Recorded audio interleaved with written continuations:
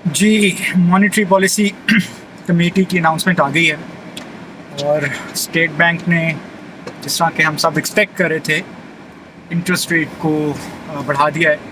मैंने कल अपनी वीडियो में कहा था कि इंटरेस्ट रेट जो हैं वो 100 बेसिस पॉइंट तक तो सभी एक्सपेक्ट कर रहे हैं। मेरा ख्याल था कि शायद 150 बेसिस पॉइंट तक वो बढ़ाए, लेकिन उन्होंने 125 बेसिस पॉइंट तक बढ़ाया है, यानी कि 1.25% का इंक्रीज़ आ गया पॉलिसी रेट के अंदर।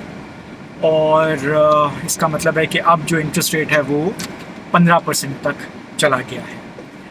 अच्छा, मॉनेटरी पॉलिसी स्टेटमेंट जब आती है तो वो उसमें वो जो स्टेट बैंक है वो सिर्फ यही नहीं बताता, अनाउंसमेंट नहीं करता कि हमने कितना रेट बढ़ाया, बल्कि उसकी वजूहात भी बताता है। तो उसके अंदर कुछ बड़ी इंटरेस्टिंग बातें उन्होंने बताई हैं जो कि मैंने नोट कर ली और मैंने कहा कि मैं आपके साथ भी शेयर करूँ। एक तो उन्होंने ये बताया कि जी अच्छा, इन्फ्लेशन जो है वो पाकिस्तान में फ़िलहाल 14 साल की रिकॉर्ड सतह पे पहुंच गई है, यानी कि 21.3% या 4% तक इन्फ्लेशन पहुंच गई है। और उन्होंने कहा है कि ये इन्फ्लेशन जो है आगे आने वाले महीनों में हाई ही रहेगी, बल्कि ना सिर्फ आगे आने वाले महीनों में हाई रहेगी, बल्कि इसका जो एक हाई इन्फ्लेशन का ट्रेंड है ये कंटिन्यू करेगा। सिर्फ इस माली साल नहीं, फाइनेंशियल ईयर 23 तक में नहीं, बल्कि उससे आगे भी फाइनेंशियल ईयर 24 में भी ये कंटिन्यू करेगा। और फाइनेंशियल ईयर 24 यानी कि जुलाई 23 से लेके जून 24 में भी आपको इन्फ्लेशन का अपवर्ड ट्रेंड ही नज़र आएगा। और फिर कहीं आखिर में जाके फाइनेंशियल ईयर 24 के ये अपने टारगेटेड लेवल, यानी उस लेवल तक जिसमें SBP state bank of Pakistan इसको पहुंचाना चाहता है, वहाँ तक पहुँचेगी तकरीबन 5 से 7%। उससे पहले तक ये तकरीबन 18 से 20% तक ही रहेगी। दूसरी उन्होंने एक और बात की कि ग्रोथ जो है उसका, इकोनॉमिक ग्रोथ का जो है वो पिछले 2 साल का ट्रेंड जो है वो हमने फाइनेंशियल ईयर 23 जो शुरू हुआ है 1 जुलाई से, उसमें भी उसका एक अपवर्ड और रोबस्ट ट्रेंड देखा है। वो पिछले 2 साल से कुछ 6% तक थी और यही ट्रेंड जो है अभी तक शुरू के कुछ हफ्ते जो हैं इस मालियाती साल के उसमें भी आपको नज़र आया है। इसको जिस तरह उन्होंने कहा है कि हम अपनी पॉलिसीज़ में कल भी जिक्र किया था, पहले भी जिक्र कर चुका हूँ। आज की पॉलिसी कमेटी की जो अनाउंसमेंट आई है, प्रेस रिलीज़ आई है, उसमें भी इसका जिक्र है कि इकॉनमी को कूल डाउन करना है और उसमें इस ग्रोथ को आप कम करेंगे, इस ग्रोथ रेट को 6% से इसको कम करके इसी साल के अंदर फाइनेंशियल ईयर 23 के अंदर इरादा है कि 3 से 4% तक लेकर आना है। दूसरा उन्होंने एक और बात ये कही कि जी जो करंट अकाउंट का डेफिसिट है, जो हमारा बेसिकली ट्रेड डेफिसिट जिसको लीड करता है, उसको कंट्रोल करना जो है इस माली साल के अंदर एक बहुत बड़ा चैलेंज रहेगा। और उन्होंने कहा है कि जी विदाउट एडिशनल मेजर्स, यानी कि इजाफी इक़दाम लिए बगैर इसको कंट्रोल करना बहुत एक बड़ा चैलेंज साबित होगा।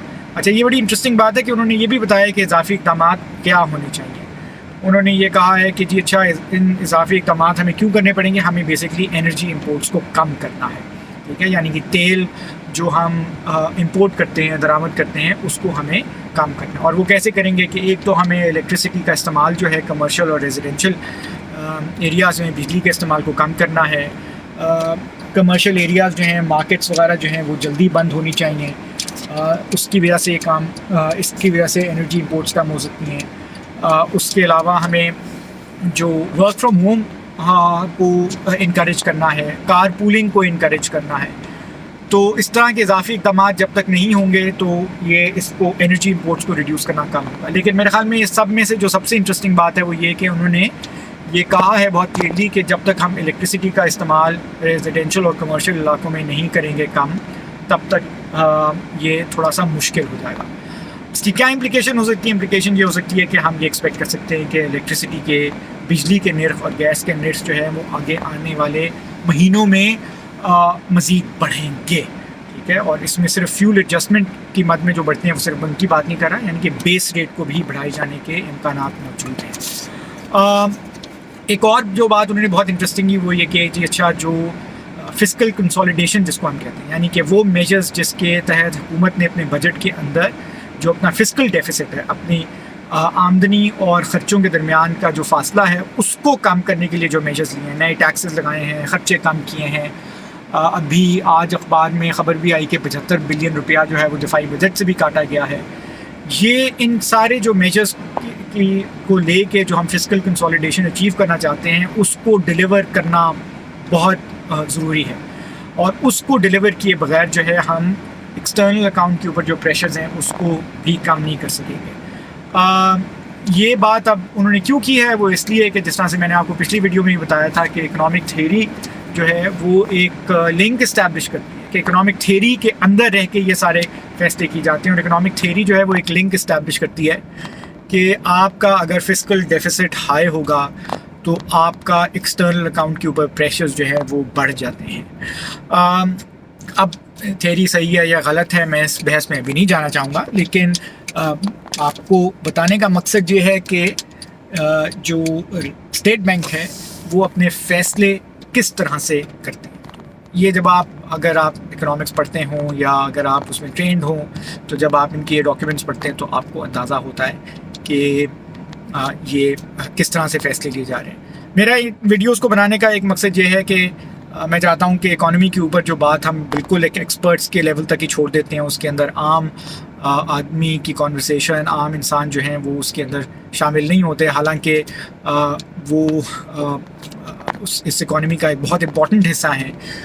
तो ये इकॉनमी के हवाले से जो ख़बरें हैं उसके ऊपर जो तज्ज़िया है उसको आम ज़ुबान में एक्सप्लेन करके ये बताया जाए कि हमारे यहाँ क्या हो रहा है और क्यों हो रहा है, और उसके ऊपर फिर हम शायद कुछ बात आगे बढ़ा सकें, बहस कर सकें। अगर आपको ये वीडियोस अच्छी लगती हैं तो फीडबैक देते रहिएगा। ये अली आफ्ताब सईद के चैनल्स पर आएंगी एक सेपरेट प्लेलिस्ट के अंदर ऑल थिंग्स इकोनॉमिक्स के नाम से। अपने कमेंट्स दीजिएगा, जो भी कोई सवालात हों वो अगर आप पूछना चाहें तो ज़रूर पूछेगा, और मैं कोशिश करूँगा कि उन सब कमेंट्स का और सवालात का जवाब दे सकूँ। चलें, मिलते हैं आपसे अगली वीडियो में।